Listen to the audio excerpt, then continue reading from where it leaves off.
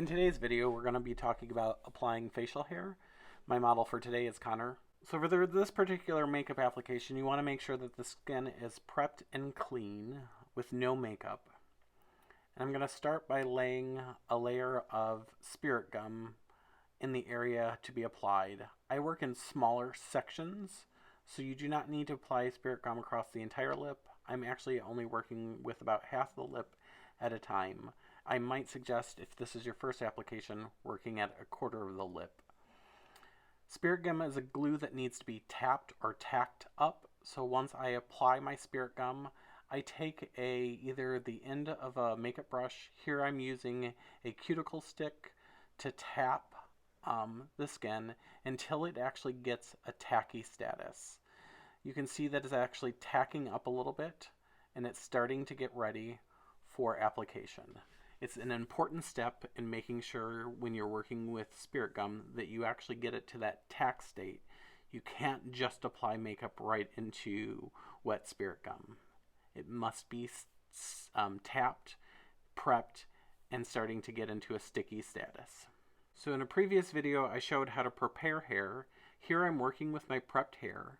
I'm taking a small section of hair and I trimmed a portion of the hair at about a 45-degree angle. What I'm trying to do is make sure that I'm actually prepping the hair to follow the contours of my model's face. So I want to make sure that my hair is ready to go. I'm using my scissors to prep or to cut the hair in a fashion that's ready to apply to the face. And now I'm actually taking that same cuticle stick and just applying pressure to the hair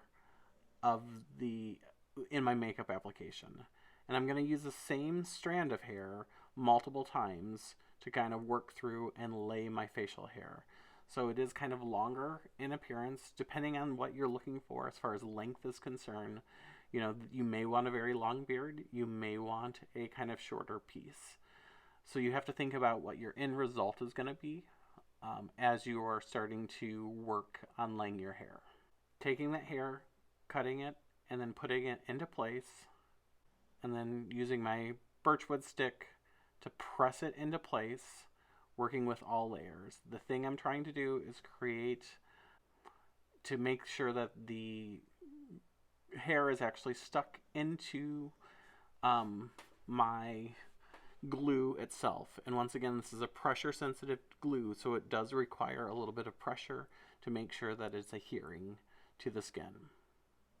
And I'm going to continue the step all the way up the face, pressing, cutting it at a 45-degree angle, and working into it. As you can see with my birchwood stick, I'm lifting the hair ever so slightly so that I don't have a matte, flat appearance. I want the hair to be able to look as if it's growing from the skin in a natural fashion and not a flat, matted application. Helpful hints when working with spirit gum: it's helpful to have a little bit of alcohol or baby powder at your hands and or fingertips. Spirit gum is incredibly sticky. Alcohol will dissolve the glue, so you have to be careful around putting alcohol on your model, but your fingers may get sticky as you're working, so you may want to wash your fingertips with alcohol, or even applying a layer of loose powder is great on your fingertips because that will help to add a coating on top of that resin that is the spirit gum. So now I'm adding more spirit gum to the center section, taking my birchwood stick and tapping it out. You may need more than one tapping stick. It's important to also know what is the side that has the glue on it versus things that don't have glue on it. You may want to have a raised surface that you can set your instruments down that you're working with so that you know your glue, where your tip that has glue on it is not hitting or attaching anything else, so you're not gluing your stick to the surface that you're working on. It's also imperative that you do not, that you always put your lid on your glue items. You don't want to make sure that you're spilling glue. It can be incredibly, incredibly messy if you're spilling glue everywhere. So I'm going to continue to lay and prep the face. I'm working from my outer edge to my center in a fashion of laying the hair. Now that I've actually worked through my process, I'm using a towel to press evenly across the mustache or my area of application, just to apply some finished pressure to the face. Now I'm utilizing just a clean brow comb to kind of start to shape and groom the mustache, using my scissors to clean up any edges that are going up across the face that are growing in an unnatural fashion. It's just a matter of now grooming out the shape that you're looking for your actual application itself.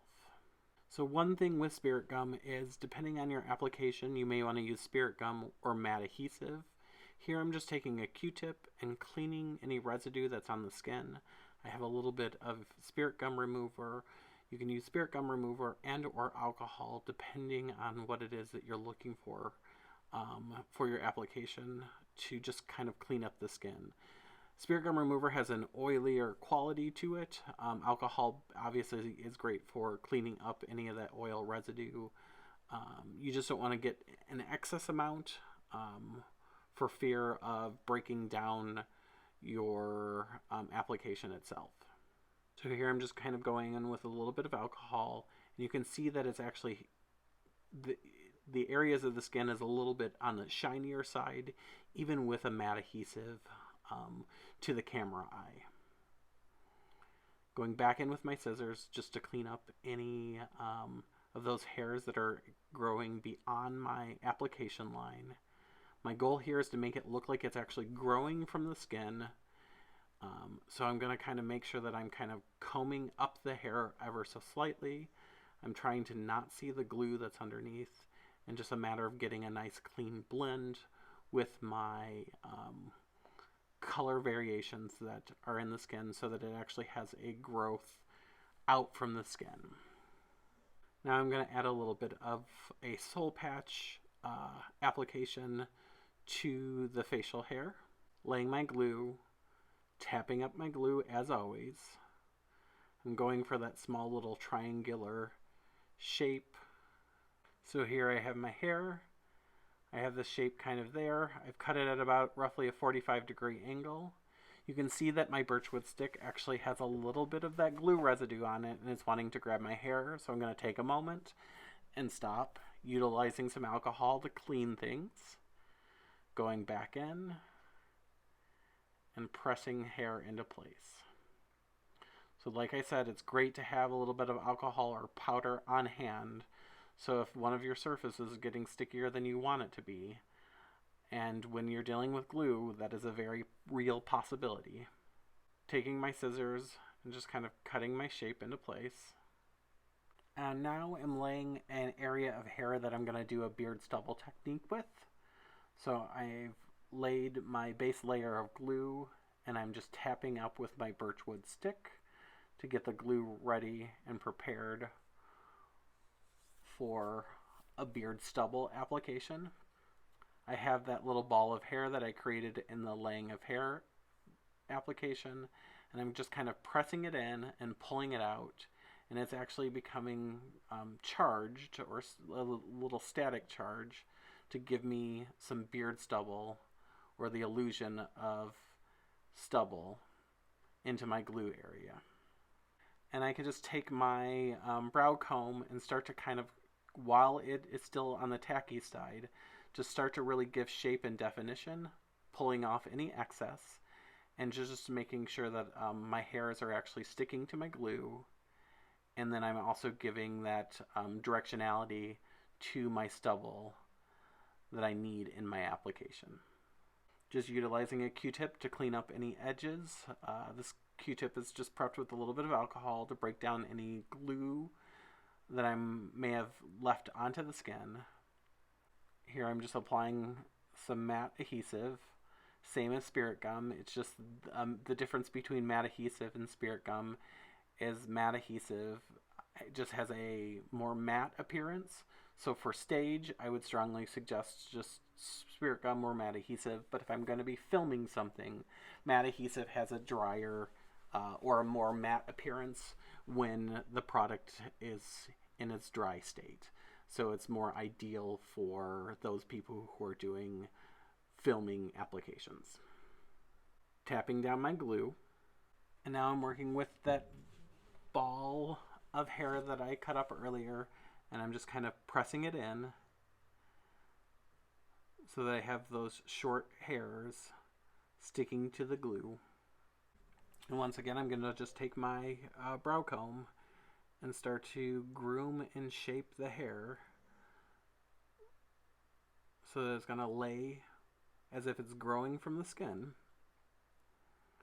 and pull off any excess product while working on that stubble appearance. I'm going to take a Q-tip with some alcohol and once again just clean up any residue that may be on the skin that is outside of my purview of my makeup application. So as I'm working, I'm noticing an area that was just a little thinner from my left to right as far as balance are concerned. So here you can see that I'm actually going with some glue on top of an area that I've already done, which is perfectly acceptable. And I'm just going to go ahead and tap that back into place and get it prepped for a little bit more hair. Just taking that small ball and adding more hair into the area that was a little on the lighter side. Going to take a Q-tip again and just clean off any residue that's on the skin that I'm not happy with. And here you can see I'm kind of carving that little bit of shape into place. So I'm trying to create that closer symmetry from left to right in my application.